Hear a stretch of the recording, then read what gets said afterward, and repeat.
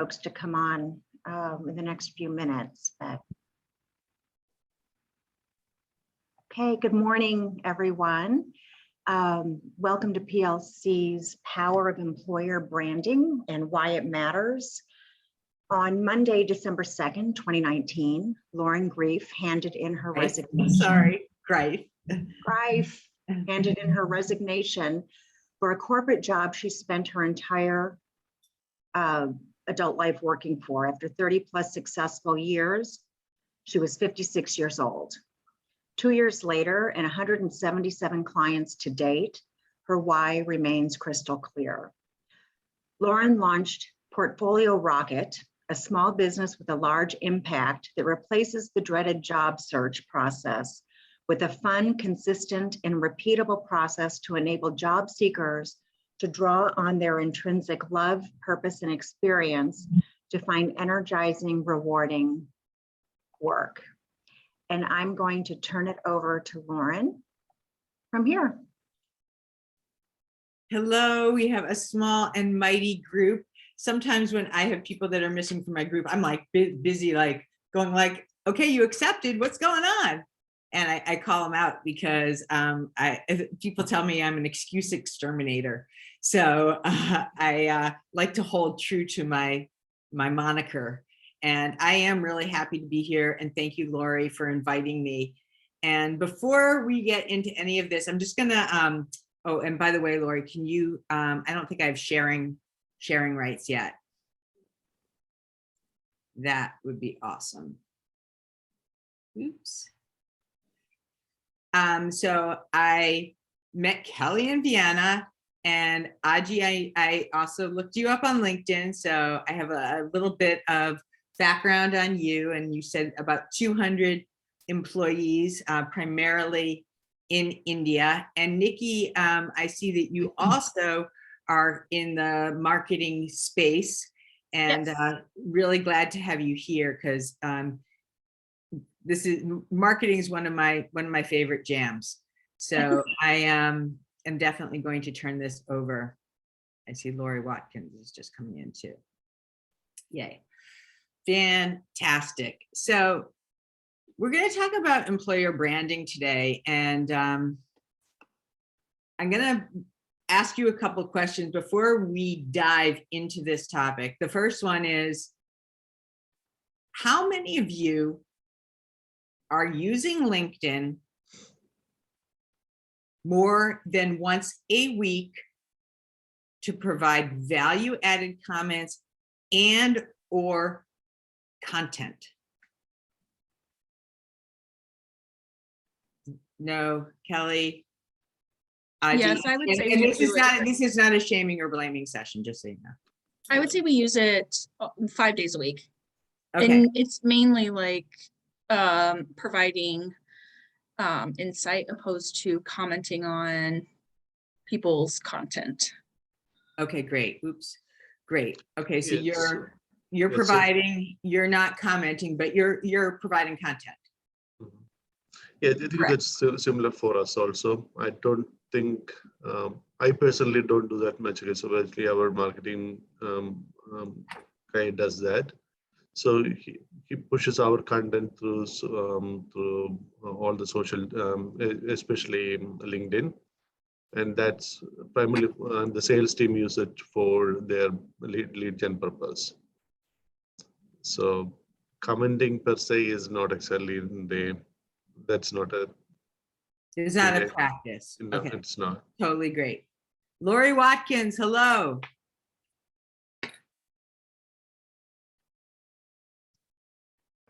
Hello, how are you? I'm great. How about yourself? I'm doing good. You're gonna call on me, so I have to show my face. Oh my goodness, your face. I love it. Hi, sorry I'm late. No worries. So give us a little bit of a temperature check, like where you are. Like hot would be like, I'm on LinkedIn all the time, or like cold, I kind of dabble in it, here and there. I think right now we dabble in it and we're just trying to build it more and more. So I think if it could be a little more interactive, that would be good. Awesome. Yeah. Thank you for that. My next question is, as you think about building your business and investing in what I'm going to make some safe assumptions, or maybe they aren't safe, that your people are your greatest assets. How are people finding you, and how has it been in the hiring process? Just like, 1 or 2 minutes. Aji, please let me know. What are the challenges that you're having with building that team? Yeah, so so right now, we a lot of our team is like a lot of younger engineers, and once the remote started, so that's some of our biggest advantages becomes like non-existent. So basically, so they were like in a branded, so the nice office and all those great things. People don't care about it. So, and also they get a lot of time for job hunting.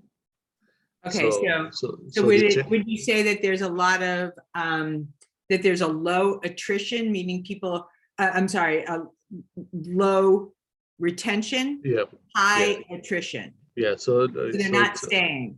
Yeah, exactly. So the churn rate is increasing, and so we had to hire a lot more people than we used to, and there's like a lot more competition for the same people. So I mean, so there are, for people who know what they're doing, the competition is pretty strong. Okay, that's good. That's really helpful. Okay, so IG's challenge is that he has high attrition, low retention, and that the threats are competition. And also that he has to hire or reach out to a larger pool in order to get the same amount of hires. There is a background noise coming from someplace. Can you hear it? I'm not sure. Maybe it's Nicole. I don't know. Kelly, what are some of the challenges that you're facing in building your team with employees? I would say, I mean, what has worked for us is social media typically. So we primarily focus on Instagram because we're a creative studio and we hire a lot of young designers and they're all on Instagram. So that's a good venue. But we post on LinkedIn as well. I think, the challenge is there's a lot of competition and a lot of people are hiring. So it's like, how do you stand out? How do you, make a case, especially when you're a smaller company agency? We can't necessarily compete with some of the perks of a huge studio. So those are some of the things that we're dealing with. Yes. Okay. So second person that's talking about the competition, right? And also I heard you say, you were hiring a lot of young designers, and Instagram has been a great resource to drive them in. Yeah. One more. Hi, Nicole. Good morning. So glad you're here. Quick question for you. What are the biggest challenges, or one of the biggest challenges that you're running into as it relates to building your team with employees? We've actually been pretty fortunate. We haven't had a lot of issues with building our team. But I think what little issues we have had is just based on communication and getting our message out there. And any idea what the tenure is, about how long people are staying at the company, or even how much growth you have? We have really good growth. That is one thing we have. We just merged 4 companies into one, so it's hard to know exactly the tenure, because the company I came into, the tenure was 10 to 15 years. Wow. Okay, great. So we have good tenure. And now that you're merged with these other 3 companies, how many total employees? I think it's around 35. Great. Okay. Hi, Marie. Hi, I'm here. Sorry, just doing school drop off. Totally get it. Well, I appreciate you guys all sharing a little bit of that intel, because this is really designed for you, this presentation. And thank you, Lori, for sparking the interest in this, because employer branding it hasn't been around that long. It's still very much in its formulation stage. And so what we're going to talk today about is, what is it? What does it really mean? And why is it important for your small business? And how do you promote it? How do you promote employer branding? How do you use this thing? Because like I said, it's still somewhat in its infancy stage. So in case anybody didn't hear this prior, please interrupt me at any point in time. These are just the 3 main points, but we'll dive into some of this a little bit more. And I asked you a few questions, right? I asked you a few questions to start about what you're doing on LinkedIn, and also some of the challenges that you're facing with respect to building that entity called employer branding. Oops, my picture didn't show up. Oops, sorry. So anyway, I had a fun picture on there. It's not resolving right now, but you got me live. And just in case you want to know, like, who am I? Who am I to talk about this? I'm the founder of PortfolioRocket, and I came from the recruiting world for over 10 years. And so I got to hear from candidates why they didn't want to work at that company, what the reputation, what the word on the street was.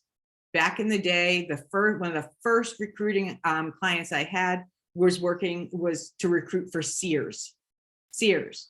You guys are all Chicagoans, you know what that is. And I used to call people and they'd say, well, who's the client? And I'd say, Sears. And they'd put the phone down. They'd click the phone off. They'd hang up on me over and over and over again, because Sears had a reputation of being a dying brand. And you know what? It's dead now. So these things matter. And when they can be recruited by other sexy retailers, why would they come and work at Sears? They want to build their book. There's something in it for them. They don't want to have work in their portfolio that looks dated the way Sears was. I also am a former Madison Avenue agency VP. So I worked at J. Walter Thompson. Loved my New York life, and I describe myself as a design junkie. That's because anything and everything that I do is essentially a palette. So I use every surface and every opportunity to work with design elements. I also currently, as a career coach, I work with presidents and C-suite executives, VPs and leaders, and they have successfully increased their compensation because they're working through a system that shows them how to become an attraction to hiring managers. So regardless of whether they have had success or big titles, lots of experience, they don't really know how to approach their job search. It's a different skill set.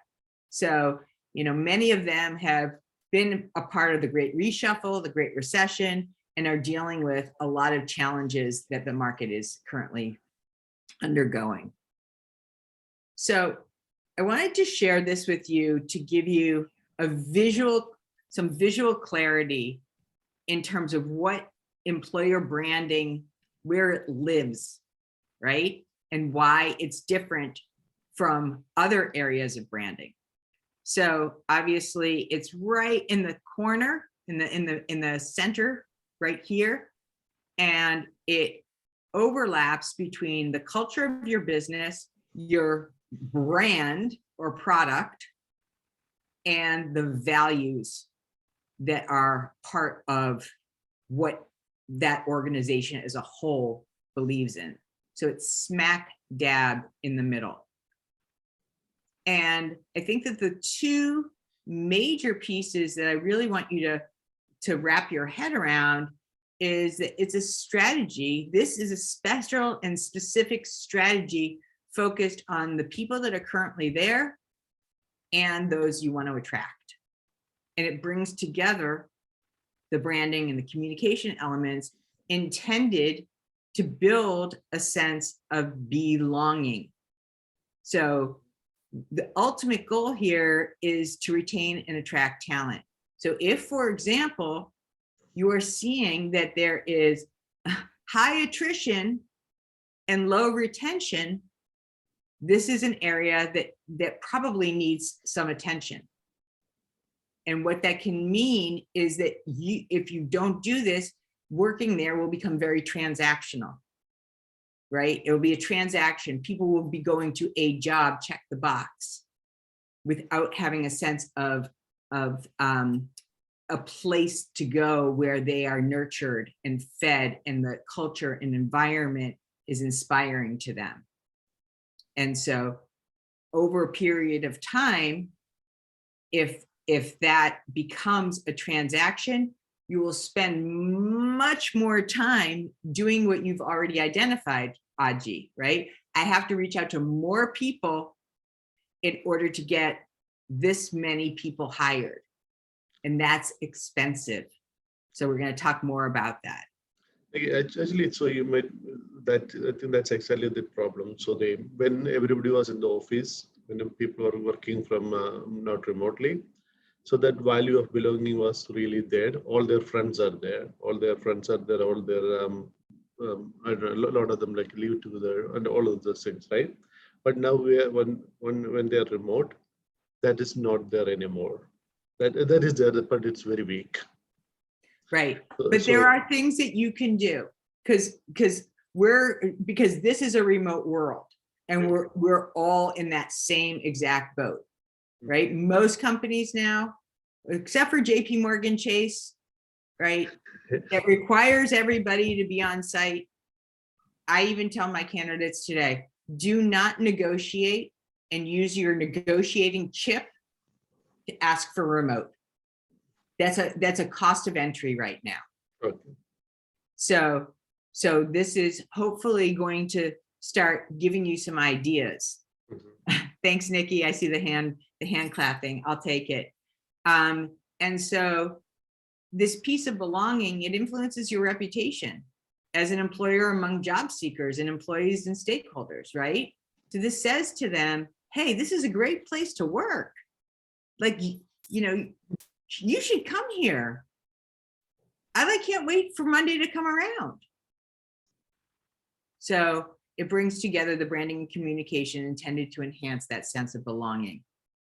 But how is it different from the other branding that your company does? So I'm going to give you the short answer. Your company brand represents the brand DNAs, the vision, the beliefs, the values that you create for your customers, for people that are buying, right? And it's how you translate that story with what's in it for them. Why should they buy your products and services? Why should they opt in? Why should they join your newsletter? Why should they buy more from you? How do you upsell, cross-sell? All of those things.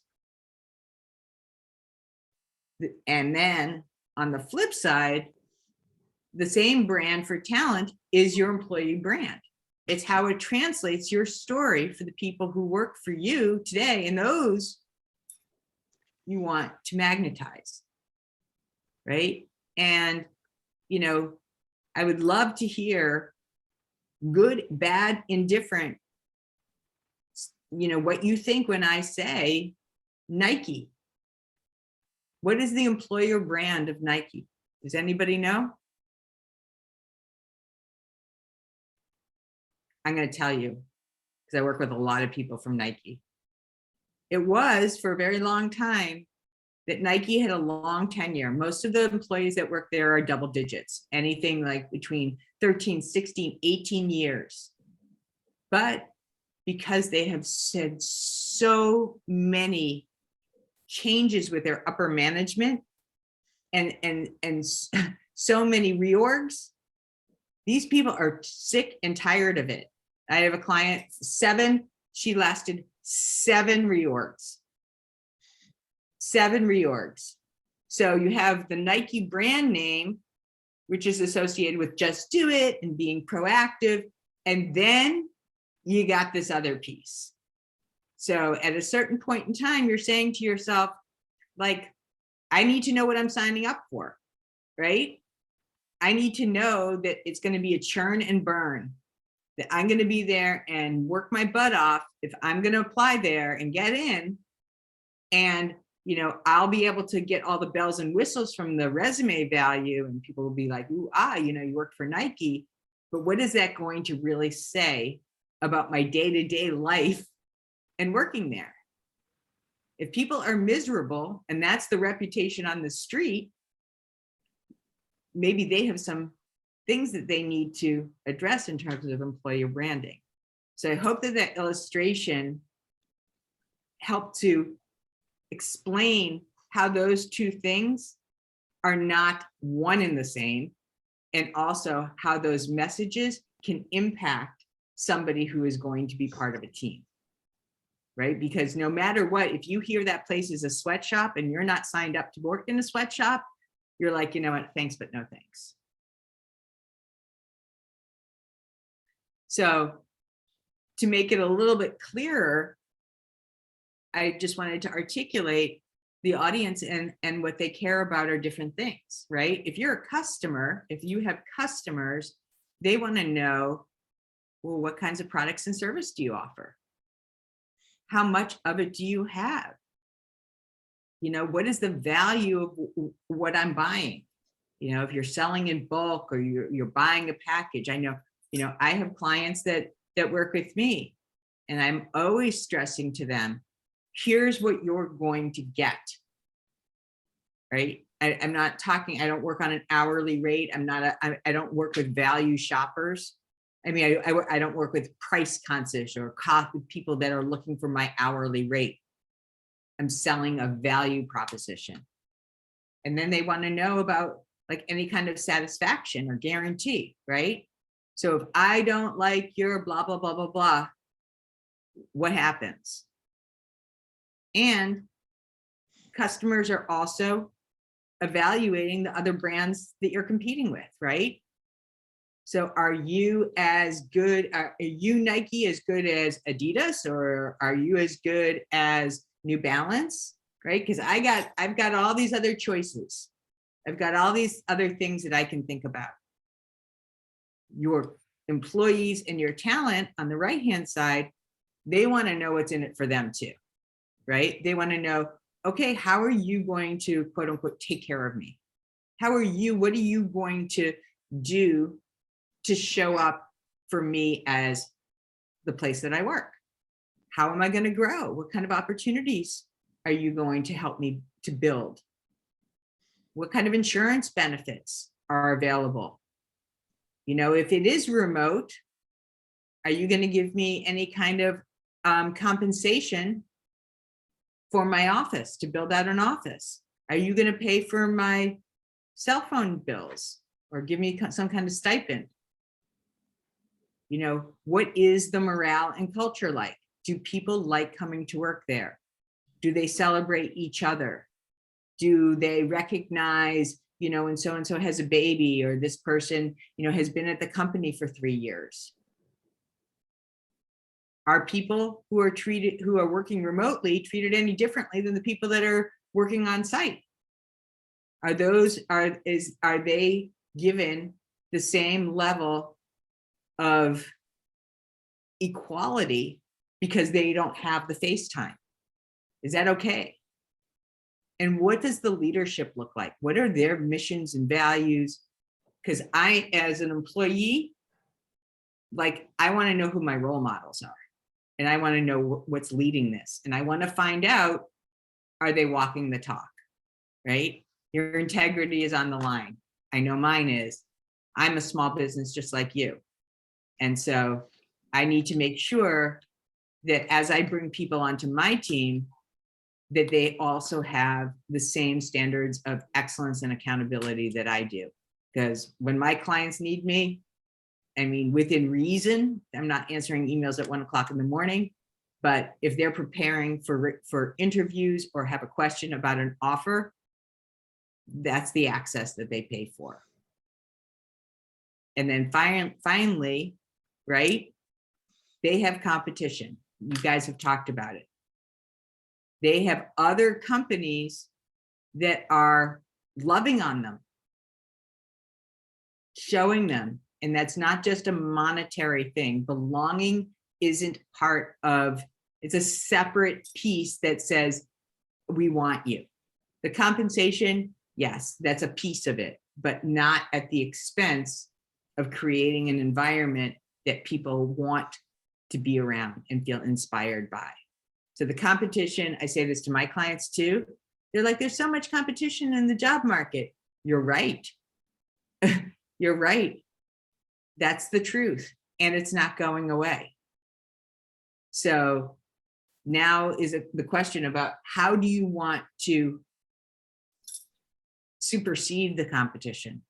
How do you want to stand out from the competition? What is in your control that you can do so that you are not, you're separate and above, right? That people can differentiate and you're not a transaction.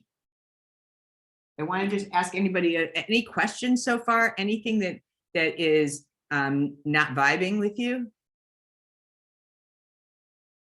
Please don't be shy.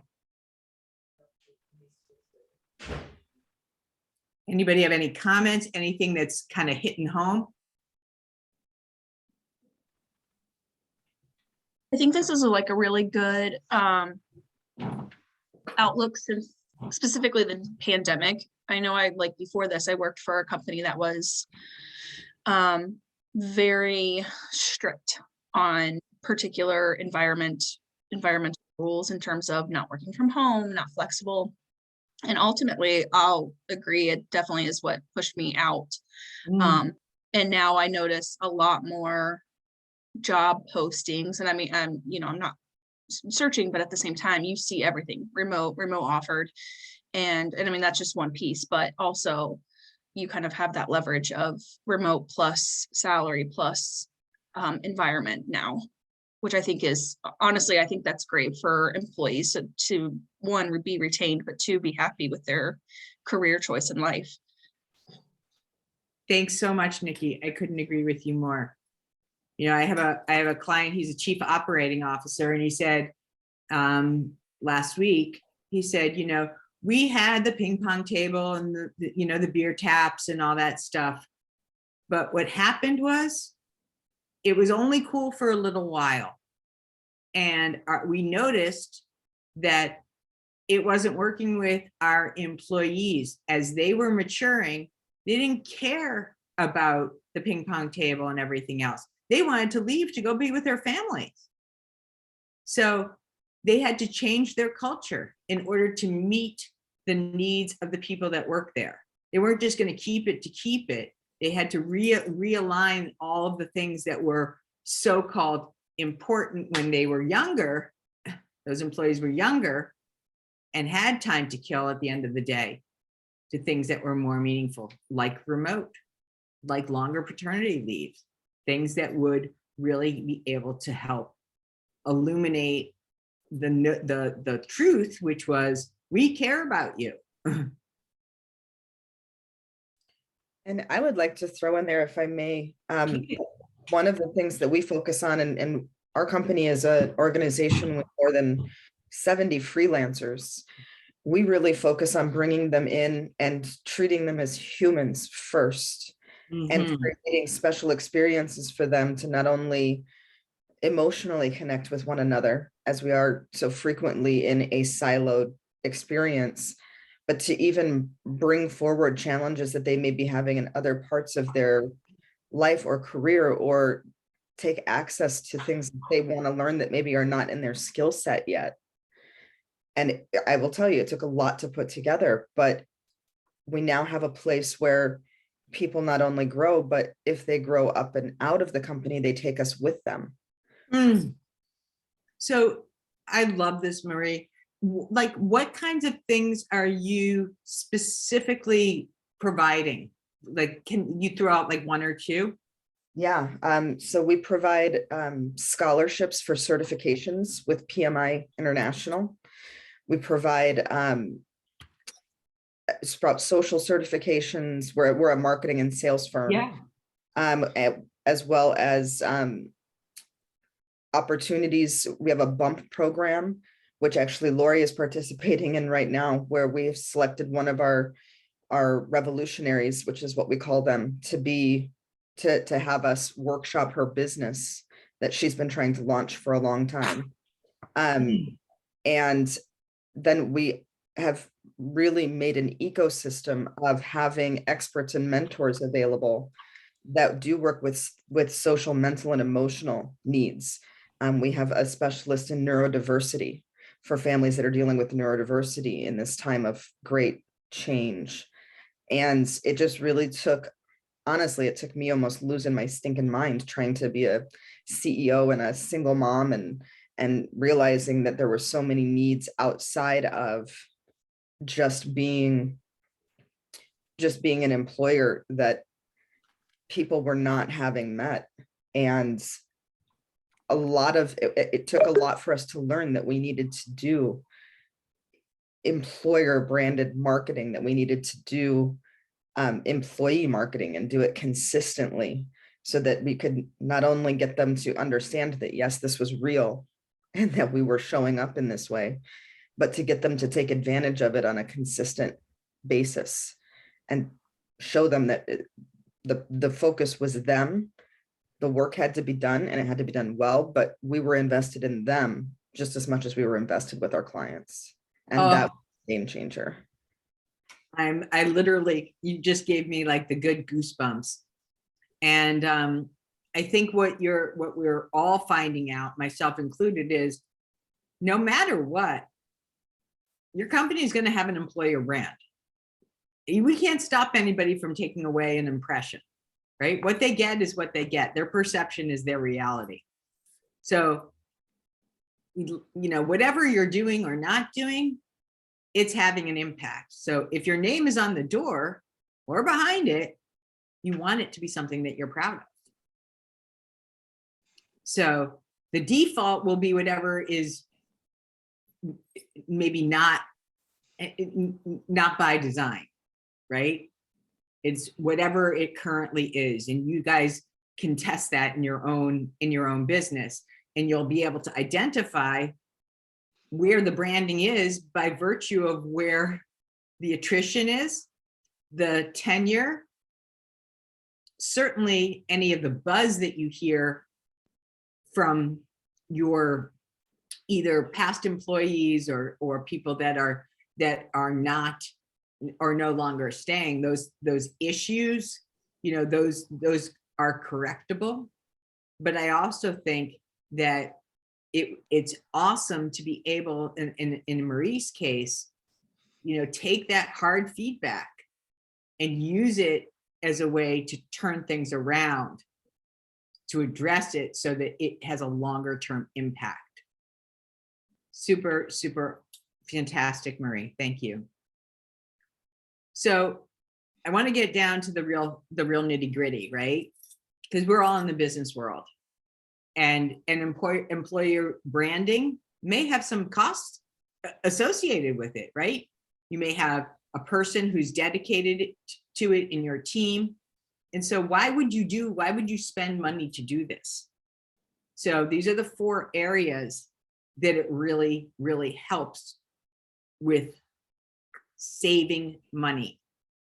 Time to fill, right? Employer branding starts driving those inbound applications and candidates into the pipeline. Super important, into the pipeline. It increases referrals. I work in the business of showing clients and candidates how to drive referrals, because after an internal promotion, that's where the best employees come from, because they're birds of a feather. And I won't go into all of this, but what you need to know is that a referred employee costs 1/4 of the amount to acquire and stays 4 times as long. I'll say that again. I'll give you some more numbers around it. A referred employee costs about $1,000 versus $4,000. and they stay 4 times as long. So what that means is that there's more momentum, that there's less stop and go with respect to having to ramp somebody up, teach them this job, have them gel with the team, and then leave, right? Because that changes your productivity of whatever that end product is.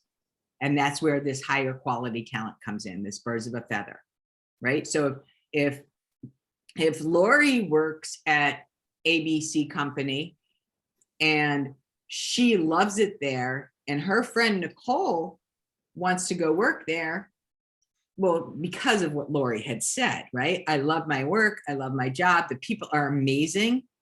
I am so challenged. And you know what? Last week, they really they gave me a nice pat on the back. And they, I got a Starbucks gift card or whatever it was as in terms of recognition. You know what? We have an opening, Michelle. Nicole, would you be interested in interviewing there? Yeah, I would. Well, now Lori has a chance to maybe even earn a referral bonus fee. Thank you for taking out all that labor and us spending all that time sifting and sorting through resumes and going through an extensive interview process, because we have a jewel over here because this person, Lori, who is such a rock star, recommended Nicole. Nicole is now fast-tracked. Takes less time. She's already pre-sold. And then Nicole starts working there. So it engages and helps the retention. So it tells employees that they feel that they're valued and gives them permission to become raving fans.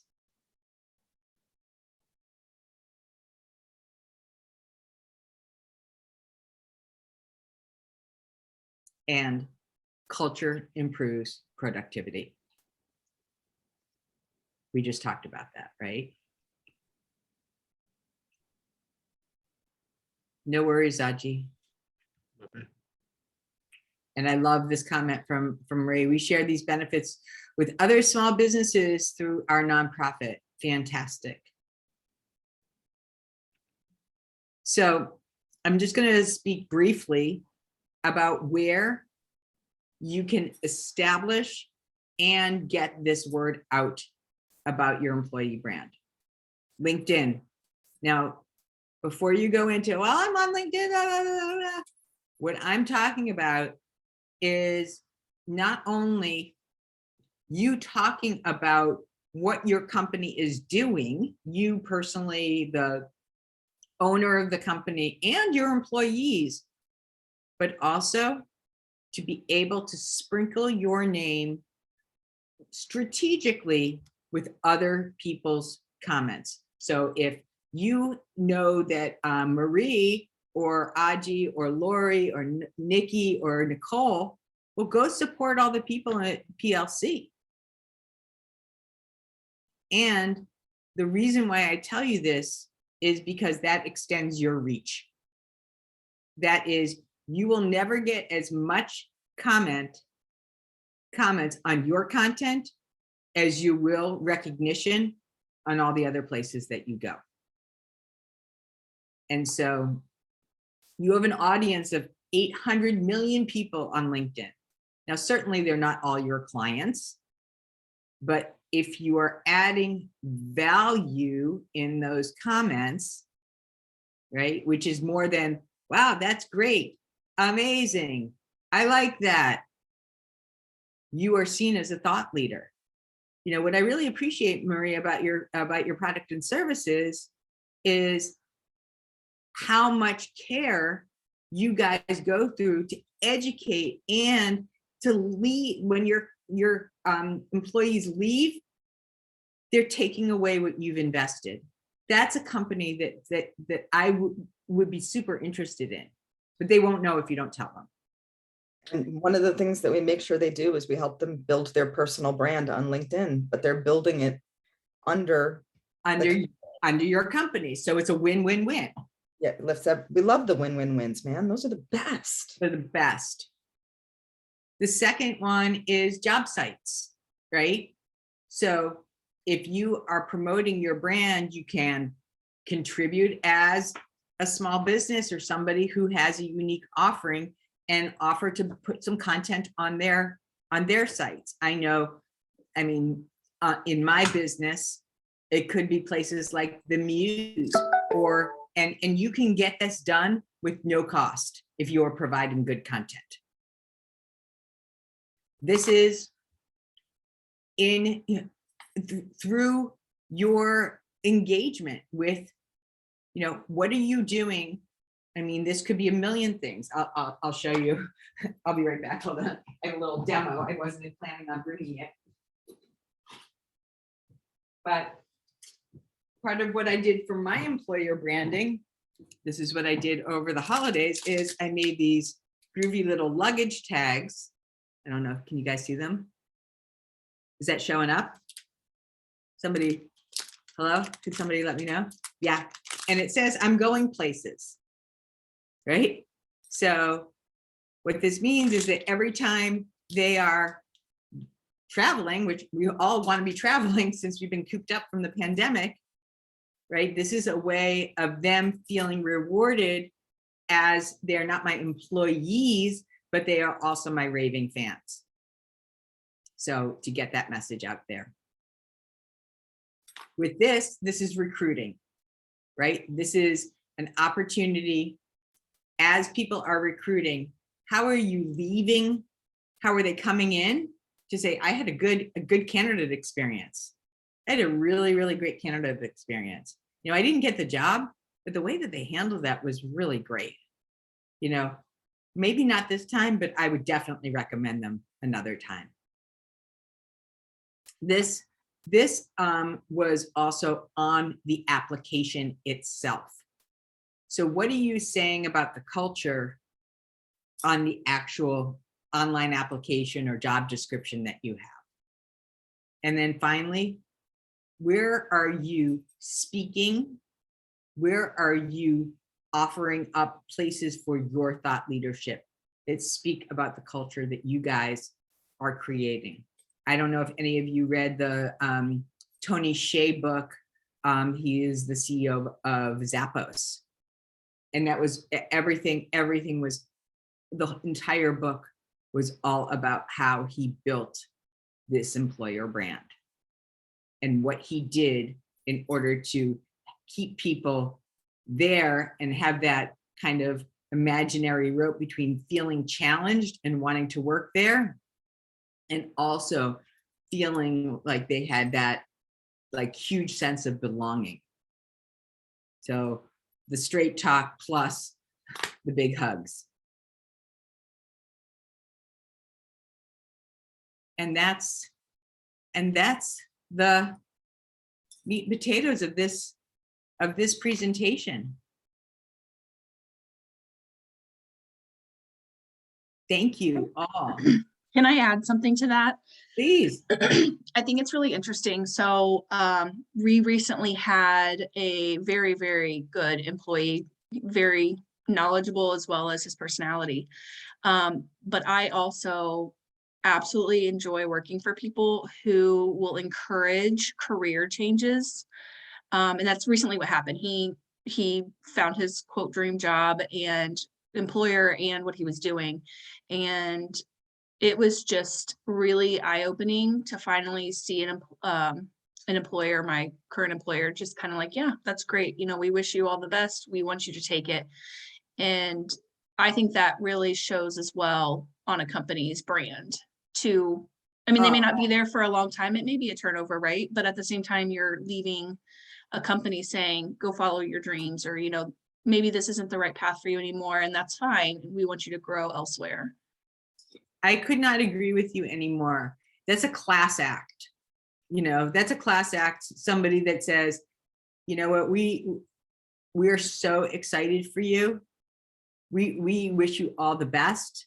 I mean, I had in a previous job, I had my former employee send me flowers. That's a class act. Yeah. And then of course, everybody's like, who are those flowers from? I'm like, my previous employer. Who's that? Yep. That's somebody who took the high road. For sure. I love that you shared that. think, for years, employer culture has been declining, I guess, in the effort employers are putting into it. But I think with this whole new remote situation, it takes that to another level entirely. I mean, I have not looked for a job or been, in an office with others in a very long time, but some of my oldest and dearest friends are people that I worked with decades ago. And that just doesn't seem like it happens much anymore. I mean,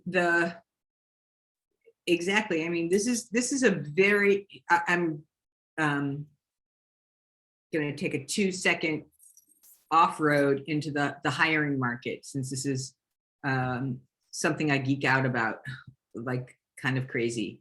And I have to, because 3 years ago is not anywhere near as it is today. And employees and people in the talent market, or candidates, that imbalance has shifted, where it used to be all the power was in control in the employer's hands. This is the way it goes. This is how it is. We decide on your compensation. You don't like working on site, sorry. And that's not the case anymore, because they're losing people. 4 million people at the end of the last quarter of 2021 left the workforce. 1 out of 4 did not have another job. So when they say people don't leave the company, they leave the boss, or they leave the culture, yeah, that's true. And I can share with you that many of my clients who are making some major coin, they just said, screw it. They said, screw it. I have too many other more important things to do with my life and my time than to live like this. And I do not want to be treated like that anymore. And no paycheck is really going to be able to compensate for that. And those are some fighting words. I'm so glad that you shared that. Thanks, Nikki. Anybody else? Nicole, any key takeaways for you?